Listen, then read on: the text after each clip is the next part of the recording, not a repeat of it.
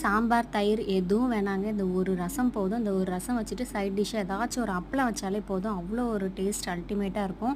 வாங்க எப்படி செய்யலான்னு பார்க்கலாம் லெமன் ரசம். இதுக்கு வந்து நான் குட்டி குட்டி ஆப்பிள் மாரி பார்த்தீங்கன்னா, தக்காளி கிடச்சிச்சு. அத வந்து நல்லா 2ஆ கட் பண்ணிட்டு, அதையும் நல்லா மசிச்சுக்கிட்டேன். ஒரு மிக்ஸி ஜார்ல வந்துட்டு மிளகு, சீரகம், பூண்டு போட்டுக்கோங்க.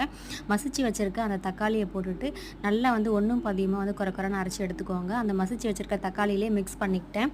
அதுக்கப்புறமா ஒரு கல்சட்டி வச்சுக்கோங்க. அதில வந்து எண்ணெய் ஊத்திக்கோங்க. கடுகு, கொஞ்சமா வந்து வெந்தயம் போட்டுக்கோங்க. அதுக்கப்புறமா வந்துட்டு கருவேப்பில, காஞ்ச மிளகா போட்டுட்டு நல்லா கிளறி விடுங்க. அதுக்கப்புறம் கட் பண்ணி போட்டிருக்க ஒரு 2 தக்காளிய வந்து போட்டுட்டு நல்லா கிளறி விடுங்க. தக்காளி வந்து பார்த்திங்கன்னா நல்லா வதங்கிடணும். அதுக்கப்புறமா கொஞ்சமாக வந்து மஞ்சள் தூள் போட்டுக்கோங்க. அதுக்கப்புறம் நம்ம கரைச்சி வச்சுருக்கோம் இல்லையா, அந்த தண்ணியை வந்து இதில் ஊற்றிடுங்க. அவ்வளோதான். அதுக்கப்புறமா கொஞ்சம் தேவையான அளவு தண்ணி ஊற்றிட்டு கொத்தமல்லி தழை தூவிட்டு அதுக்கப்புறம் ஒரு ஃபுல் லெமனோடைய ஜூஸ் ஆட் பண்ணிவிட்டு அப்படியே இறக்க வேண்டியது தான்.